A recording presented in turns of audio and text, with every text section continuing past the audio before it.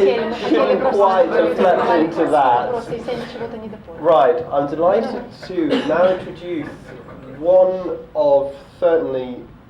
probably one of the few, but that does not negate her work at all, experts, academic experts in the field of deafness in the Soviet Union. Claire finished her PhD on various aspects of deaf life and deaf culture in the Soviet Union 2 years ago. Her book is eagerly awaited, at least by me, and I think many people in the room. It should be out soon. And she's continued to pursue an interest in various aspects of education, culture, and everyday life and well-being for deaf people, certainly in the Soviet Union, and also expanding her horizons more broadly into other areas in Central and Eastern Europe. So today, Claire comes to us from the University of Bristol, where she has a lecturership in Russian, and will be speaking on something much more up-to-date for us, post-Soviet aspects of deafness and representations in film. We again get film clips, and Claire will be explaining and talking over some of them for us as we go with her. So thank you. Thank you very much. This is much more up to date for me too, in fact, so it's quite exciting to have the opportunity to talk about these films.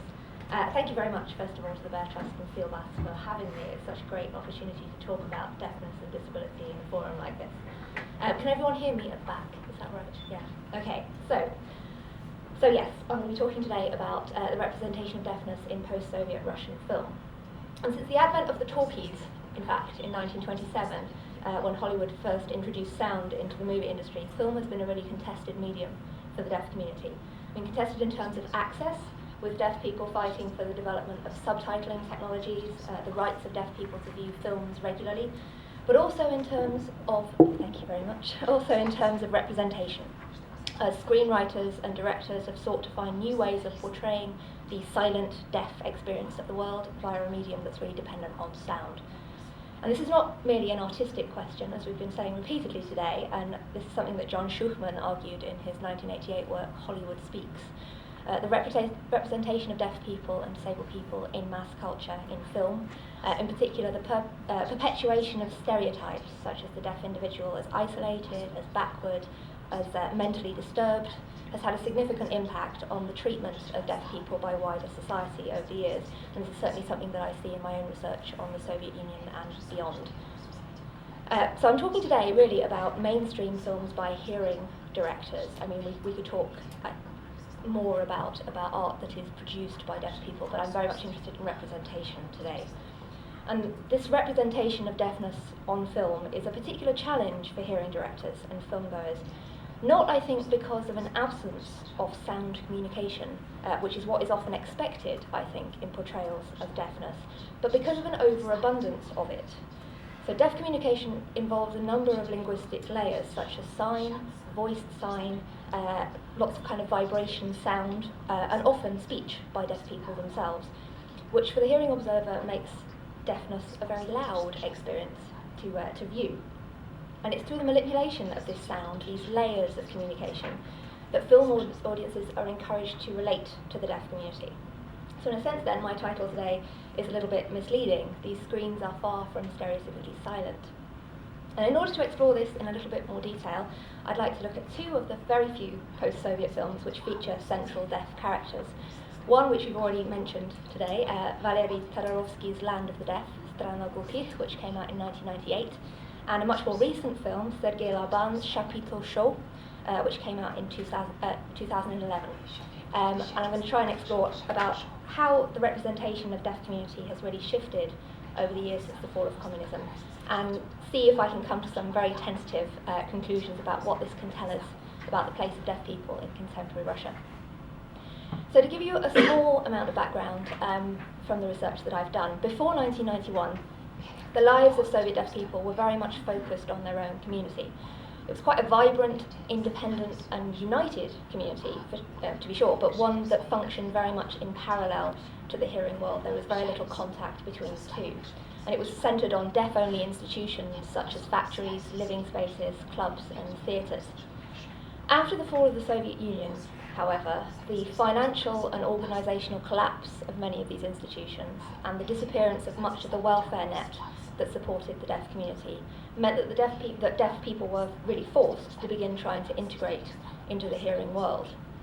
And this movement of deaf people into the mainstream was mirrored in 1998 with the release of Todorowsky's blockbuster crime drama Land of the Deaf. This is my first slide. Here's the front of the film. The film tells the story of Rita, here on the right, played by Chulpan Khamatova, a naive young hearing girl who is trying to help her boyfriend Alyosha pay back his gambling debts to some rather shady mafia characters. Running away from her boyfriend's creditors, Rita meets a deaf stripper, Yaya, on the left, who is played by the hearing actress Dina Karzul. I think I have a picture of her actually. Next slide. Yeah, here we go. And Yaya sets out to help her make some money. The film is really famous for its portrayal of the so-called deaf mafia, a group of corrupt deaf businessmen who, there have been some recent articles about this, a great article by Anna Komarova and Mike Persglove. These were people who really dominated the Russian deaf community well into the 1990s. A central character in the film is Svinya, the pig, who was based on the real-life deaf mafia boss Leonid Zhigya, who was killed in a hit in Moscow in 1995. So in its use of criminality, sex and violence, Todorowsky's film really thrust deafness into the public consciousness and shattered many of the stereotypes surrounding deafness that had developed since the 1960s. And this can most clearly be seen in the portrayal of Yaya, who is the central female character. It seems to me that Yaya is a conscious distortion of the archetypal Soviet deaf character, which had first appeared in Mikhail Borgin's short film Dvoye, The Two, in 1965.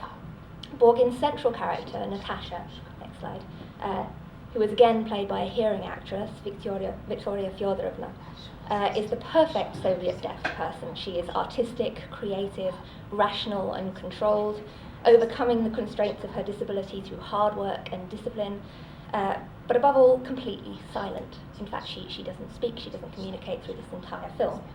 And her enigmatic, mysterious silence becomes her central attribute, which draws her to the attention of her love interest, the hearing musician Sergei. And this deaf archetype remained fairly constant in Soviet cinema until 1991. By contrast, Todorowsky's heroine is uncontrolled, anarchic, emotional, needy, and incredibly loud. The screenplay makes reference to her constant babble. And in this first clip that I'm going to show you, Yaya has persuaded Rita to work with her as an escort and has gone to haggle with two potential deaf pimps over their cut. And what I want to show here, I'm going to talk over the top and show you the bits that are actually translated for the hearing viewers. What's interesting is the layers of communication that are going on here. The sign language communication of the deaf characters, the occasional voicing, and the overdubbing of spoken Russian for the benefit of the audience. So hopefully this will work.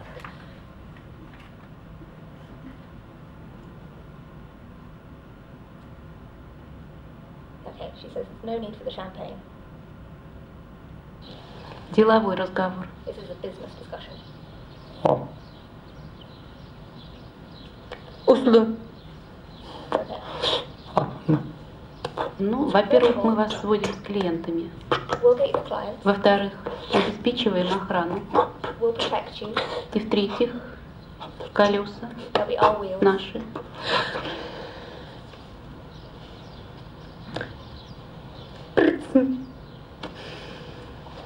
Rates. Пожалуйста. За все обеспечение Okay, for all of our 60 на 40. worry, we'll take 60, you'll take 40. Because you're mad. Смотрите сюда. 70. We'll take 70. 70 нам. Да мы не первый раз здесь работаем. Мы знаем все ставки и все правила. We know the rules here. За все обеспечение и за все удобства, благодаря нашей работе, вы работаете. Вы на денежки сюда слетелись. Это мы работаем. Мы работаем. 70 нам. We'll take 70. Уступи. Пусть. Симпатичные девчонки. 60%. А ты молчи. Что ты лезешь? So shut up. so you can kind of see how actually we've moved from deaf people as being sort of enigmatically silent people to deaf people who are haggling over money and prostitution, and doing it in a very loud way. And this is certainly, I mean, this is a very sensationalist crime movie. It's hardly representative of the everyday lives of ordinary deaf Russians. But what's striking and new about Todorovsky's film in relation to its Soviet predecessors is that it shows quite a nuanced, quite an ambiguous picture of the deaf community. I mean, the deaf characters here are neither victims nor saints. They have good and bad qualities. They can be manipulated, but they can also be manipulative. So the reaction of the deaf community to the film was certainly mixed, to say the least. Many of them objected to the sign language that was spoken by Dina Kazun. They said that it was unnatural and hard to read. You'll notice that she has these huge talon nails, which you're told in sign language class never to do this because it's extremely distracting. And also you will have seen on that clip that her hands are quite often off screen, which is a big problem. They also objected to the focus on deaf people as over-emotional criminals, which is probably not without reason, I think. However, as was mentioned earlier, the film also emphasises deafness as a slightly mystical, slightly positive quality, rather than as something to be overcome in the Soviet sense. So there's a lot of emphasis on friendship within the deaf community and the ability of deaf people to cut through the distractions of noise and see truths that other people miss. And this message is, again, communicated through the manipulation of sound in these films. So I'm going to show you another clip now in which Yaya is teaching Rita to sign, but she's also really teaching her to be deaf in order to earn money helping the mafia boss, Svinya, the pig. What I want you to note here is how the ambient sound is really emphasised, and then it's replaced by the sound of the sea as Rita learns to shut the distractions out. Что ты слышишь вокруг? Много звуков. Машины едут, люди разговаривают, смеются. А у той женщины подковки на каблуках. Она идет и слышно. А там машины, ну и музыка. А тебе нужно все это слышать? Зачем? Забудь все. Ничего нет. Только море.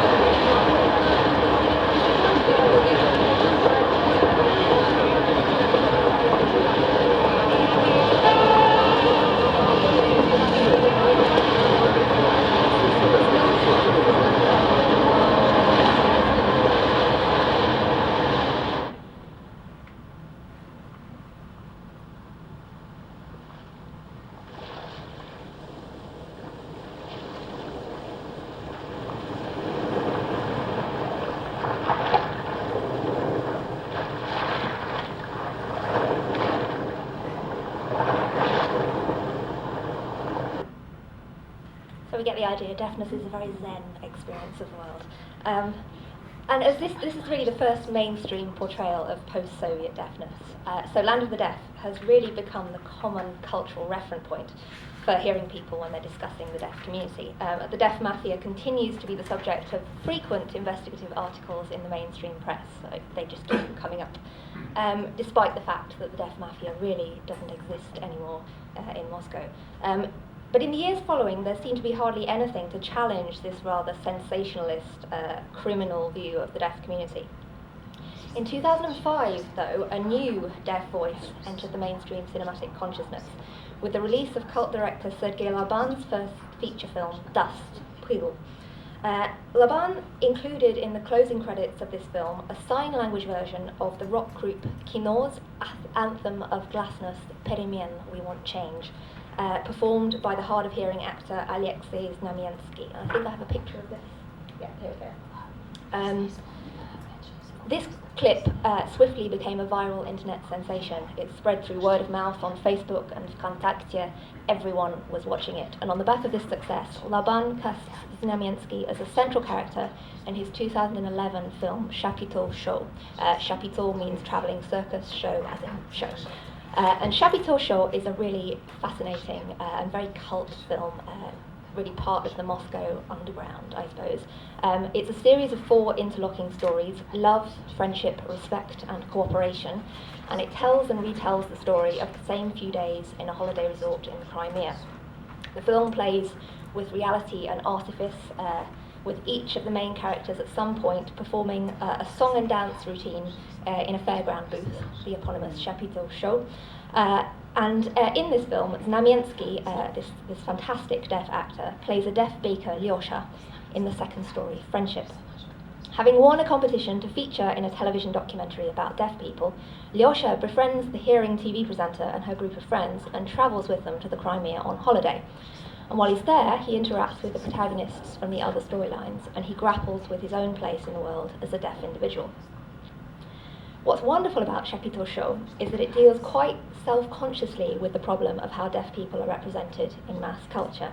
It really openly debates the fact that for many hearing people, the deaf are exotic curiosities to be gawped at.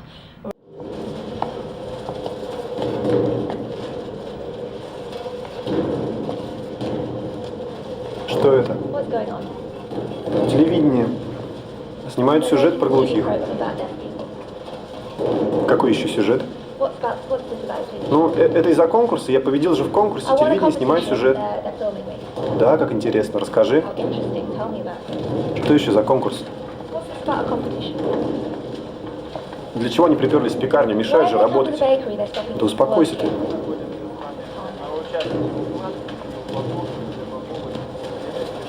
Это кто-то тоже твоя знакомая? Я не собираюсь сниматься.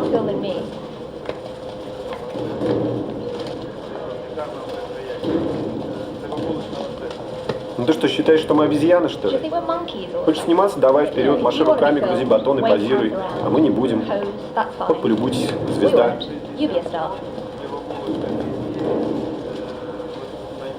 Привет.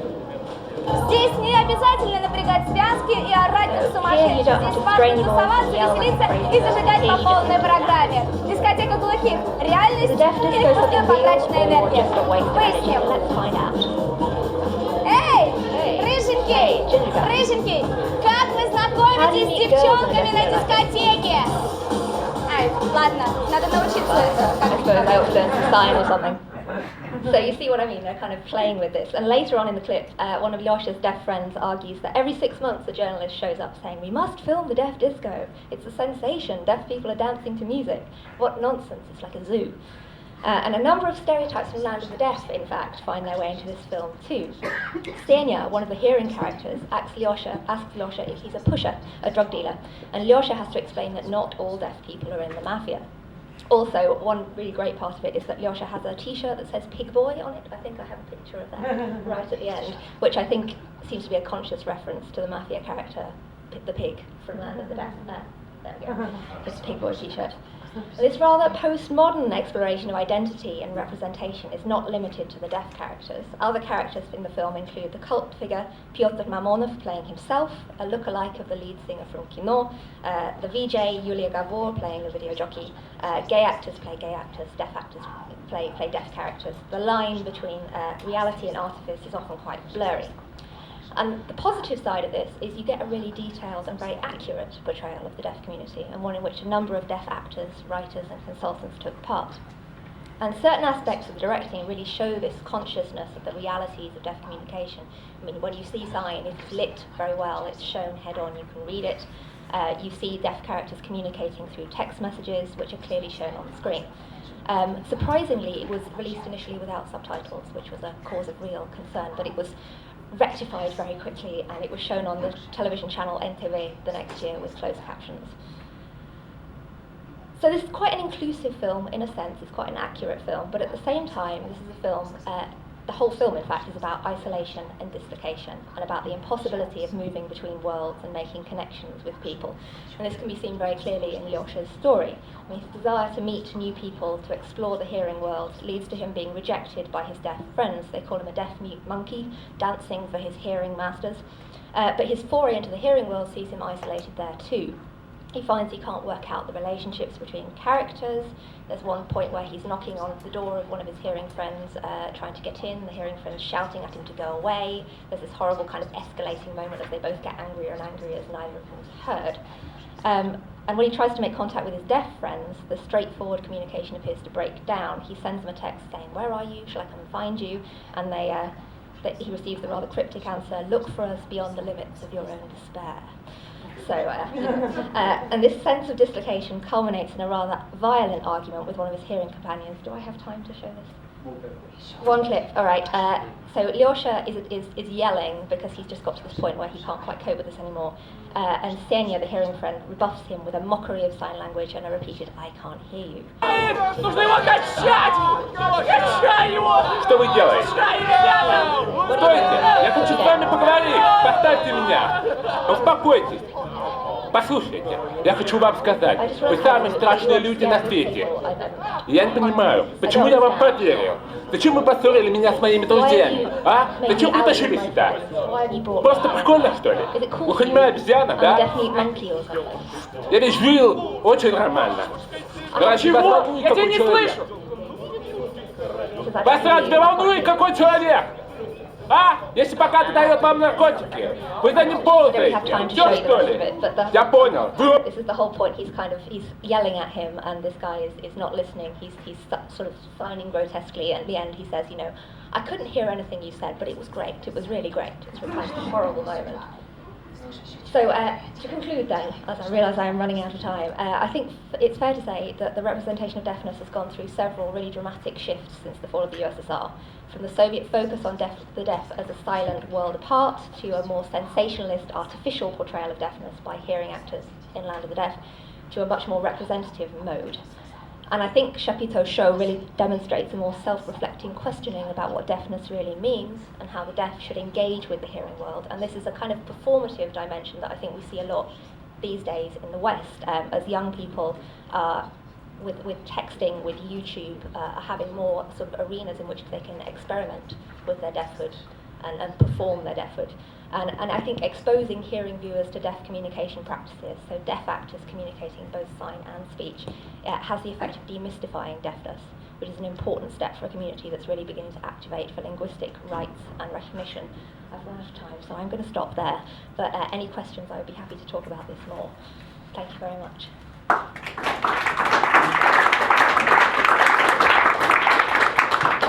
Thank you very much, Claire.